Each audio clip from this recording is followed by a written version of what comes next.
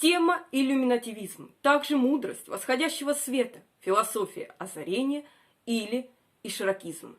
Итак, иллюминативизм – это философская и мистическая школа мысли, представленная Яхья ас-Сухраварди. Укажу, что Сухраварди был казнен в связи с обвинением в ереси, поэтому его называют убитым мастером. Им был создан фундаментальный текст, написанный под влиянием авиценнизма, ранней философии Ибн Сины, перипатетиков и неоплатонизма, книга о мудрости озарения. Свет в его книге представлен как источник знания. Иллюминативизм выделяется холизмом. Онтологический принцип холизма гласит: целое всегда есть нечто большее, чем простая сумма его частей. С холистической позиции весь мир – это единое целое, а выделяемые нами отдельные явления и объекты имеют смысл только как часть общности. А также иллюминативизм рассматривается как новое, целостное, важное дополнение к истории исламской философии.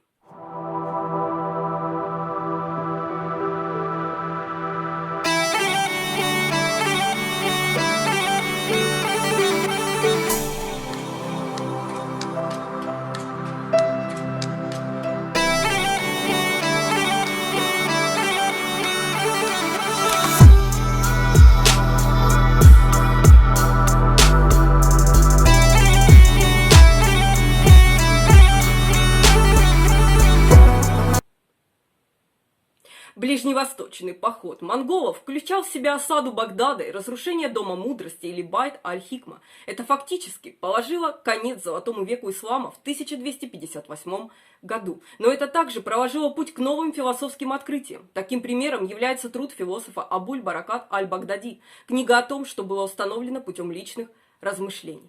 Брошенный в книге вызов аристотелевской норме исламской философии, а также акцент аль-Багдади на очевидной саморефлексии и его возрождение платоновского использования света в качестве метафоры для обозначения таких явлений, как вдохновение, все это оказало влияние на философию Сухраварди.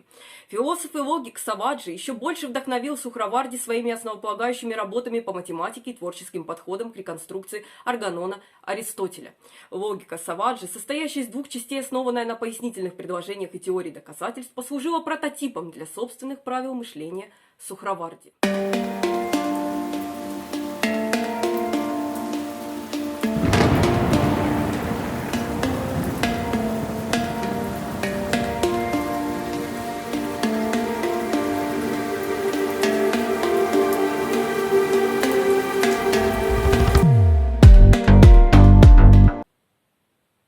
В своей философии озарения Сухраварди утверждал, что свет действует на всех уровнях и иерархиях реальности. Свет порождает нематериальные и субстанциональные источники света, включая нематериальные разумы ангелов, души людей и животных, и даже темные субстанции, такие как тела.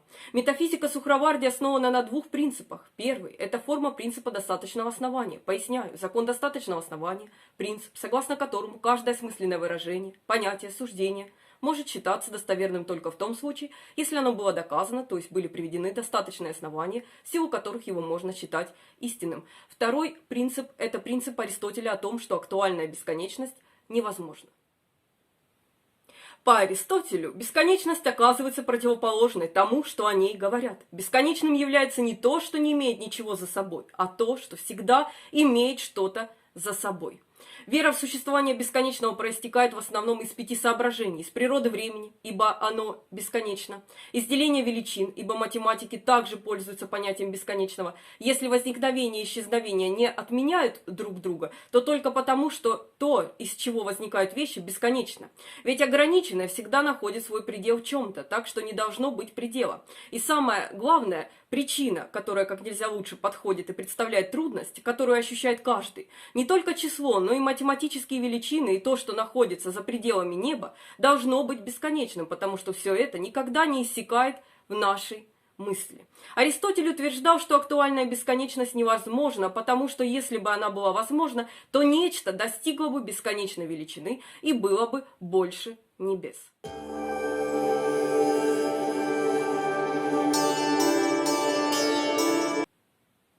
Основное значение слова «ишрак» – «восход». В частности, оно относится к восходу солнца, хотя более распространенным переводом является озарение. За пределами философского дискурса этот термин используется в обычной дискуссии. Сухраварди использовал обыденность этого слова, чтобы охватить все мистическое, а также множество различных видов знаний, включая личное вдохновение.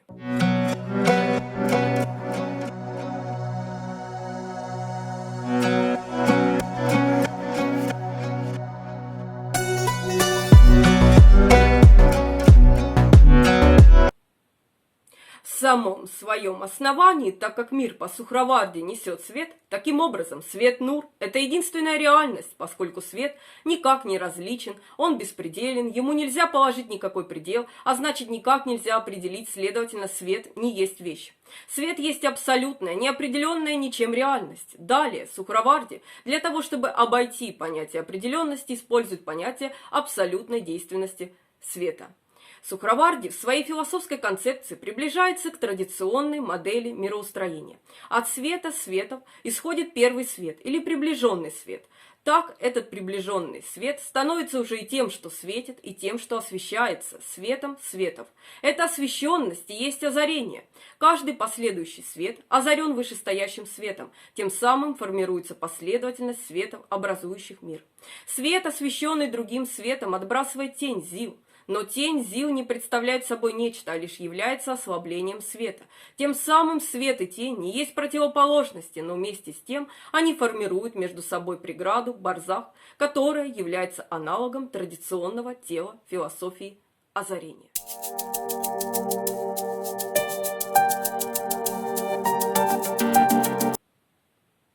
Сухраварди рассуждает о существовании двух принципов путей обретения знаний – непосредственный и опосредованный. Они не противоречат друг другу, хотя и не совпадают, а в некоторых аспектах оказываются соподчиненными. Первый принцип называется таалух – углубленность божественная, второй – бахс – исследование. Каждый из путей имеет свои собственные обширные градации совершенства, при этом приоритет имеет углубленность божественная.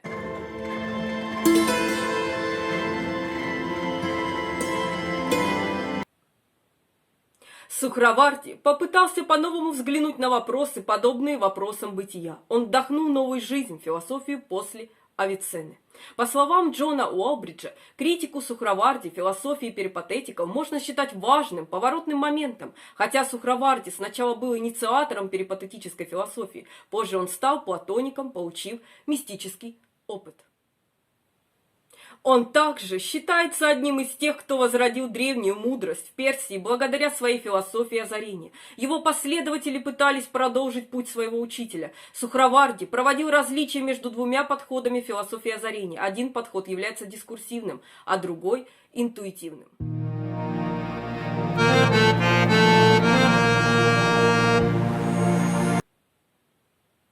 Мулла Садра был иранским философом XVII века, который считается мастером иллюминативизма. Он написал книгу под названием «Аль-Асфар», что означает «свет». Слово «асфар» также обозначает путешествие души обратно к Аллаху. Он развил свою книгу в целую философскую школу, однако он называл Аль-Асфар не философией, а мудростью. Садра учил, как человек может обрести просветление или мудрость, пока не станет мудрецом.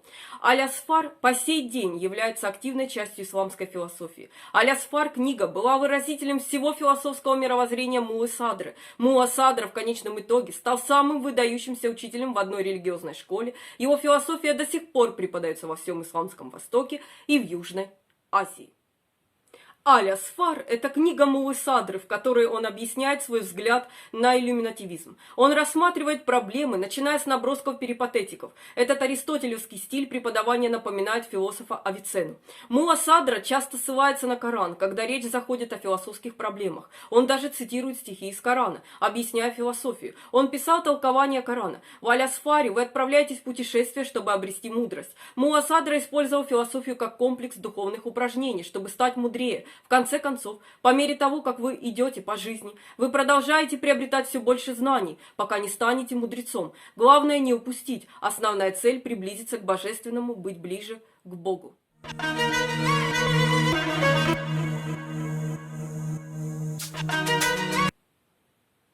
Мула Садра попытался обратиться к суфизму и доказать идею единства бытия, предложив новый взгляд на философию перипатетиков, который был предложен Аль-Фараби и Авиценной в исламском мире.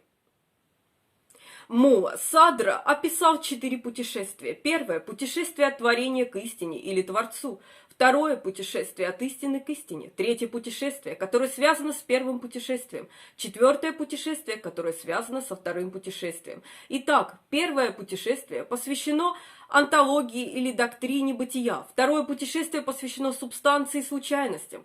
Третье путешествие посвящено Богу и его атрибутам. А четвертое путешествие посвящено душе человека и обсуждению человека, его предназначения, смерти и воскресения. Мула Садра высказывал свое мнение о сотворении мира в третьем путешествии. Он разъяснял значение слова «вселенная» и его место во времени. Мула Садра отстаивал пантеистическую доктрину существования. Он также говорил, что Бог должен обладать чистым бытием.